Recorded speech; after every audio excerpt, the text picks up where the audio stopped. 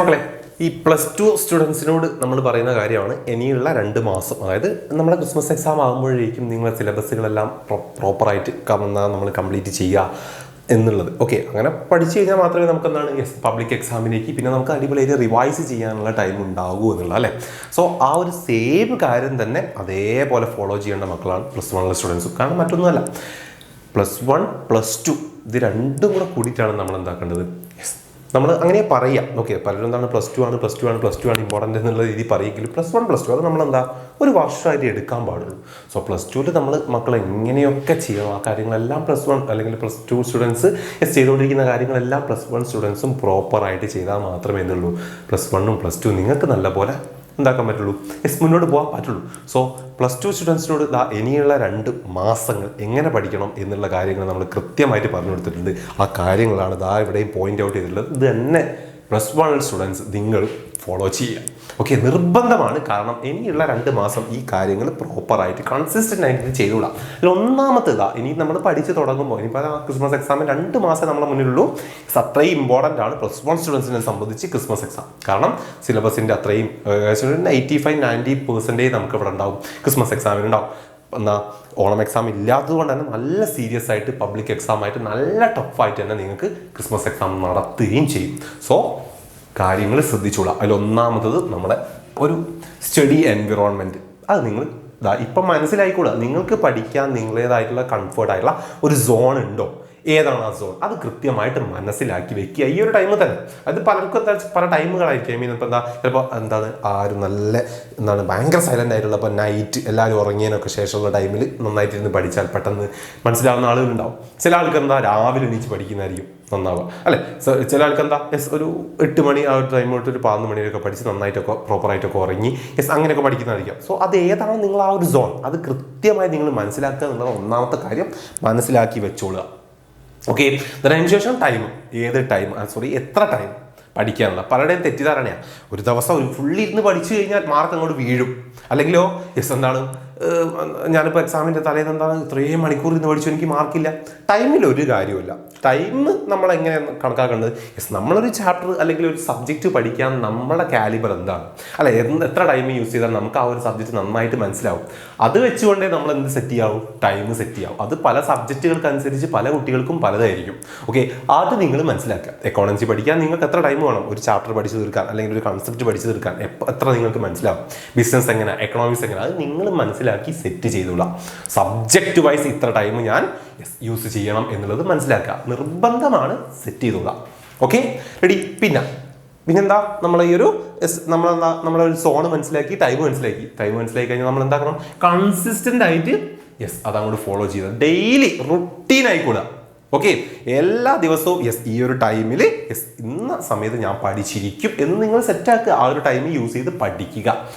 ഒന്നും നോക്കാനില്ല. അത് നിങ്ങൾ പ്രോപ്പറായിട്ട് കൺസിസ്റ്റൻ്റ് ആയിട്ട് ഫോളോ ചെയ്തിട്ടില്ലേ മക്കളെ, നിങ്ങൾ ഓക്കെ പാസ്സാവുമായിരിക്കും. +1 നിങ്ങൾ പാസ്സാവുമായിരിക്കും. നല്ല മാർക്ക് ആരും പ്രതീക്ഷിക്കേണ്ട, അതിൽ ഒരു ഡൗട്ടും വേണ്ട. അതിനുശേഷം പഠിച്ചു തുടങ്ങിക്കഴിഞ്ഞാൽ നിങ്ങൾ ശ്രദ്ധിക്കേണ്ട കാര്യമാണ് കൺസെപ്റ്റ്. വെറുതെ ബൈ ഹാർട്ട് പഠിച്ച് തീർക്കുക, അല്ലെങ്കിൽ എല്ലാ കാര്യങ്ങളും പഠിച്ച് തലയിലാക്കി പച്ചവെള്ളം പോലെ ആക്കുക എന്നുള്ളതല്ല.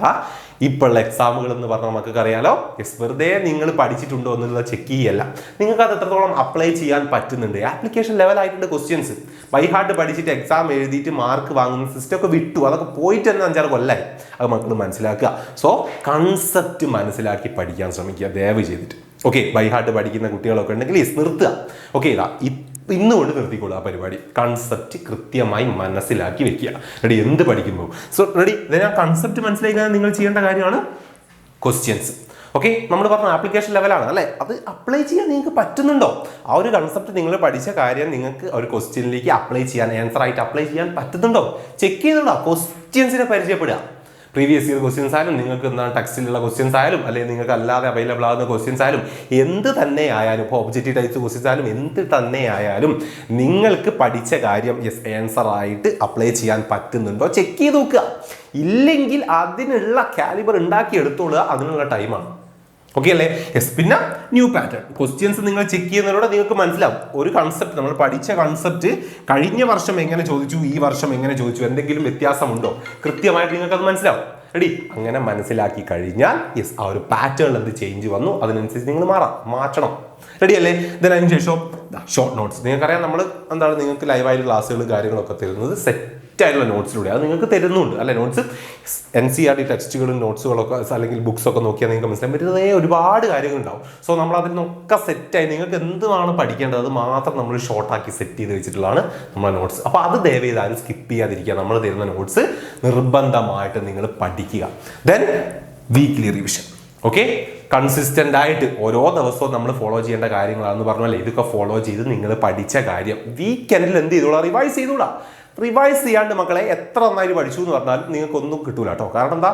റിവിഷൻ ചെയ്യാൻ മനസ്സിലൊന്നും ഉണ്ടാവില്ല. എത്ര ബുദ്ധിയുള്ള ആളാണെങ്കിലും പഠിച്ച കാര്യങ്ങൾ എന്താ 2 ദിവസം കൊണ്ട് മറന്നു പോകും. സോ റിവിഷൻ അത്രത്തോളം ഇമ്പോർട്ടൻ്റ് ആണ്. വീക്ക്ലി ചെയ്തോളാം. ഏതെല്ലാം സബ്ജക്റ്റുകൾ ആ ഒരു വീക്കിൽ നമ്മൾ പഠിച്ചിട്ടുണ്ട് അത് റിവൈസ് ചെയ്തോളാം, നിർബന്ധമായിട്ടുള്ള കാര്യം.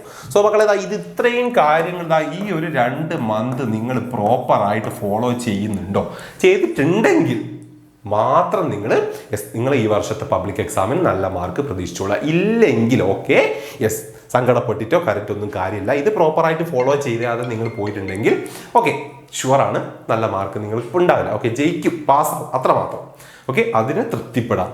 ഓക്കെ, അതല്ല നല്ല മാർക്കാണ് വേണ്ടതെങ്കിൽ പ്രോപ്പറായിട്ട് ഇത് ഫോളോ ചെയ്തോളാം. ഓക്കെ, പ്ലസ് 2 സ്റ്റുഡൻസിനോട് നമ്മൾ പറഞ്ഞ സെയിം കാര്യമാണ്. നിങ്ങൾ ഇത് തന്നെ ചെയ്യാം, ഒരു വിട്ടുവീഴ്ചയില്ല. കാരണം നമുക്കറിയാം അടുത്ത ജനുവരി മുതൽ നമുക്ക് റിവൈസ് ചെയ്യാം നന്നായിട്ട്. ജനുവരിയിൽ നമുക്ക് പഠിക്കാൻ പുതിയ ചാപ്റ്റേഴ്സ് ഉണ്ട്, ഇതിൻ്റെ ബാക്കിയുണ്ട്. ഓക്കെ യെസ്, അപ്പോൾ എന്താ ഈ ഒരു മാസം നിങ്ങൾ ഇത് തന്നെ പ്രോപ്പറായിട്ട് ഫോളോ ചെയ്യുക, പഠിക്കുക. ഓക്കെ അല്ലേ? യെസ്, അപ്പം യെസ് എന്താണ് ഇത്രയും കാര്യങ്ങൾ മനസ്സിൽ വെക്കുക. ബാച്ചിലൊക്കെ ജോയിൻ ചെയ്യാത്ത കുട്ടികളുണ്ടെങ്കിൽ പെട്ടെന്ന് ബാച്ചിലൊക്കെ ജോയിൻ ചെയ്യാം. Okay, by.